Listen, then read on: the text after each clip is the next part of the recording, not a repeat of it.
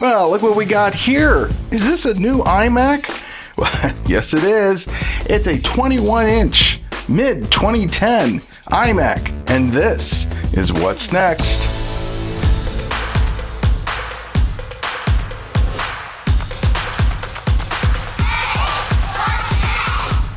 Well, full disclosure, this particular Mac was donated to the channel, and I didn't really have anything planned for today, and I thought, you know what? Let's go ahead and we're going to take a look at this, and I do have some ideas, but I might want some of your suggestions as well of what we want to do with this Mac in the future.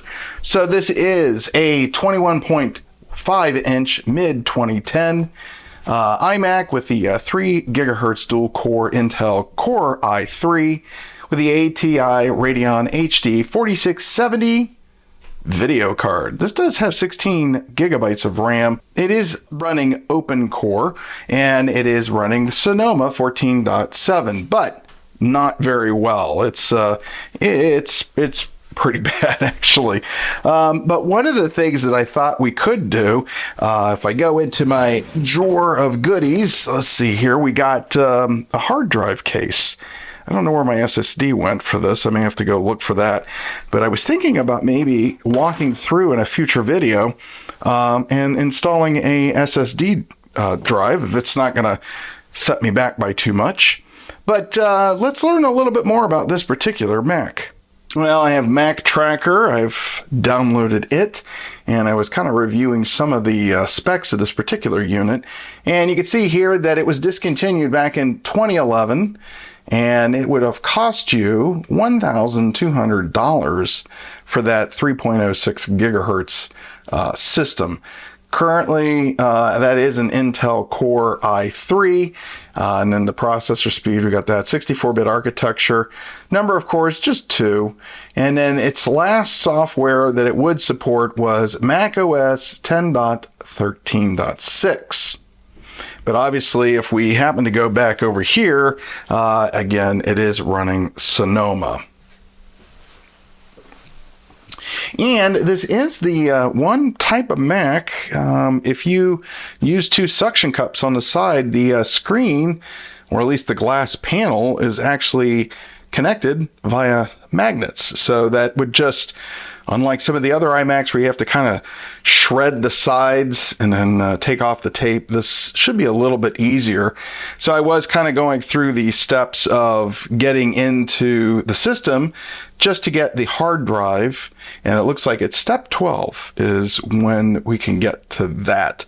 But again, I'm going to do that as a later video. So let's go ahead and let's look at some of the ports. Well, on the side here, we have the super drive. I believe that is the DVD burner and CD recorder. We have the SD card. Then on the back, we have our headphone jack, microphone in. We have 4 USB 2.0 connections. There's our FireWire 800 port.